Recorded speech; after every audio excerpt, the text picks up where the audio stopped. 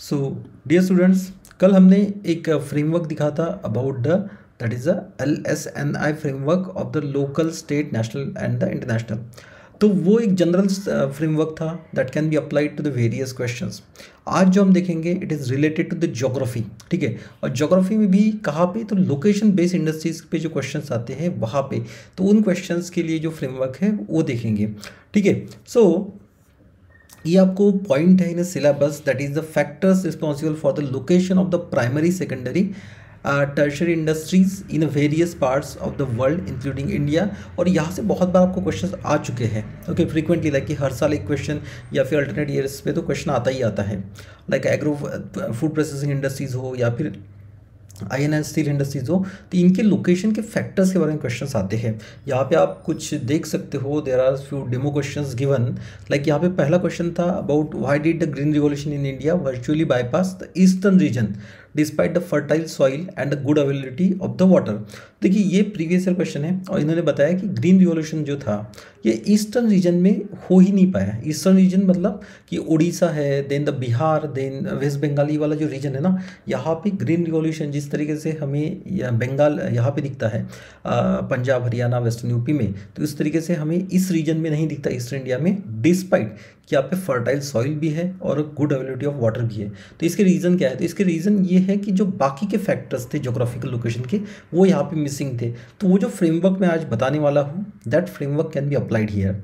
Second question है 2020 का। The question is account for the present location of the iron and steel industries away from the source of the raw material by the giving the example. Again देखिए इन्होंने पूछा है about the raw material source से दूर होने के अलावा भी why these industries are located there, ठीक है। तो ये कैसे चेंजेस हो रहे हैं, this is also related to the location of industries only. पहला था this is related to the primary industries. Second वाला जो क्वेश्चन है that is about the secondary industries. इसी तरीके से account for the change in the spatial pattern of the iron and steel industry in the world, तो ये वाला भी सेकेंडरी इंडस्ट्रीज से रिलेटेड क्वेश्चन है। और ये जो मैं फ्रेमवर्क बता रहा हूँ ये it can be applied in the primary, secondary and tertiary, all the three sectors, ठीक है। So let's see the framework और इसे समझ लेना अच्छे से। सो फ्रेमवर्क क्या है कि यहाँ पे आप देख सकते हो there are the common factors responsible for the location of any industry. तो ये कौन से फैक्टर होते हैं, तो हमेशा जब भी whenever you are writing answer in mains, तो ये सोच के जाना कि कुछ तो भी स्ट्रक्चर, यहाँ पे बेसिक स्ट्रक्चर होना बहुत ज़रूरी है। फॉर एग्जाम्पल यहाँ पे देखिए मैंने पॉइंट्स जो है ये दो चीज़ों में डिवाइड किए हैं।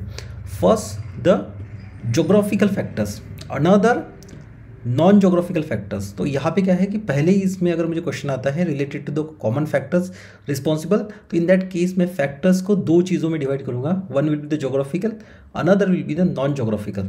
अब जोग्राफिकल में भी मैंने क्या किया है, दो कोड्स बनाए हैं। तो one is the crest W, okay, तो CRESTW and another is the smile G।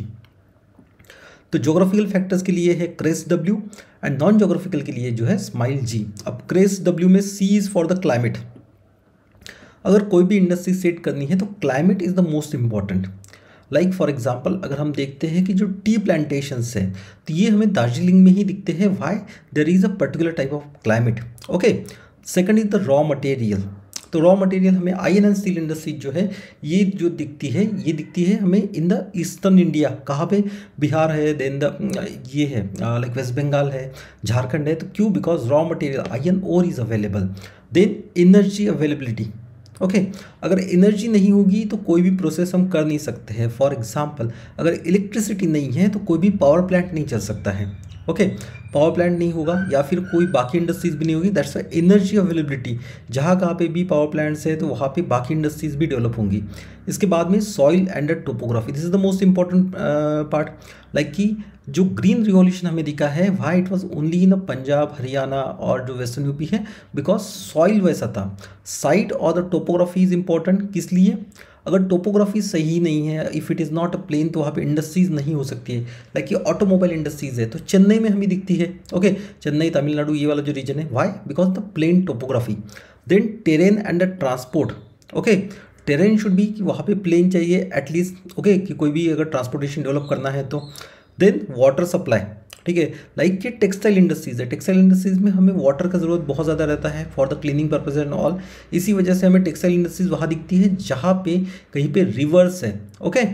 इसी तरीके से देखिए यहाँ पे हमें non geographical factors, non geographical का कोड क्या है? So code is the smile G. तो smile S is for the skilled labour. For example हमें क्वेश्चन आता है about the IT industries.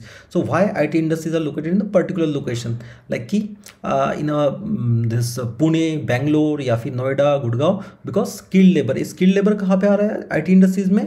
From the, because वहाँ पे कॉलेजेस है, आईआईटी है, देन द बाकी जो स्टेट के जो बड़े बड़े कॉलेजेस, इंजीनियरिंग कॉलेजेस है, those are providing the skilled labour. Okay.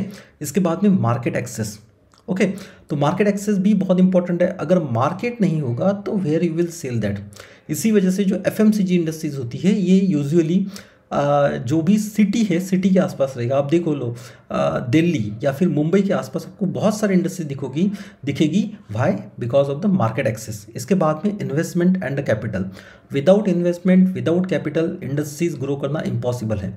जैसे हमने देखा है सूरत है, देन अहमदाबाद है, देन मुंबई है। Okay, so earlier it was Bombay, तो मुंबई है। तो यहाँ पे टेक्सटाइल इंडस्ट्रीज क्यों ग्रो हुई है? बिकॉज ऑफ द इन्वेस्टमेंट था, कैपिटल था। वैसे हमें जूट इंडस्ट्रीज है, so the jute industries develop in a Calcutta. Okay, why? Because यहाँ पे कैपिटल था, बैंकिंग फैसिलिटीज अवेलेबल थी। That's the important. इसके बाद में लॉजिस्टिक्स एंड कनेक्टिविटी। ठीक है, लॉजिस्टिक्स कनेक्टिविटी में क्या है? रेलवेज है, रोडवेज है, देन पोर्ट्स है। हम देखते हैं मुंबई में बहुत सारे इंडस्ट्रीज है। Why? Because of the ports है, एक्सपोर्ट के लिए, इंपोर्ट के लिए। ओके, सो इस तरीके से कनेक्ट कर सकते हो। Then entrepreneurial and institutional support. आज हम देखते हैं कि बेंगलोर में आईटी हब बना हुआ है। Why?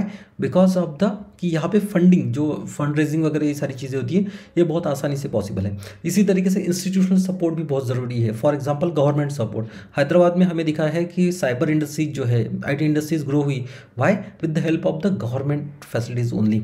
And last one is the government policies and the incentives. Okay, बहुत बार हमने ये पढ़ा है कि ये पर्टिकुलर जो बहुत बड़ा प्लान था किसी एक पर्टिकुलर इंडस्ट्री का, उन्हें कोई कार का प्लान बनाना था, किसी स्टेट गवर्नमेंट ने उन्हें सपोर्ट नहीं किया, तो ऑन द अदर हैंड जिन स्टेट गवर्नमेंट ने सपोर्ट किया वो वहाँ पे शिफ्ट हो गए। Okay, so that's how these factors are the important for the location. Okay, so यहाँ पे आपको ध्यान में रखना है, जोग्राफी के लिए कोड है that is the crest W, and non geography के लिए है दैट इज अ स्माइल जी। अभी ये जोग्राफिकल, नॉन जोग्राफिकल, ये वाला ही फ्रेमवर्क यूज करना है अगर कोई भी क्वेश्चन आता है regarding the location factors. Okay, so इस तरीके से मैं और भी फ्रेमवर्क्स आपको यहाँ पे बताऊंगा। सो कल पहला फ्रेमवर्क हुआ, आज दूसरा। अगर आपको और भी फ्रेमवर्क चाहिए kindly comment below, I will share that. So thank you and all the best.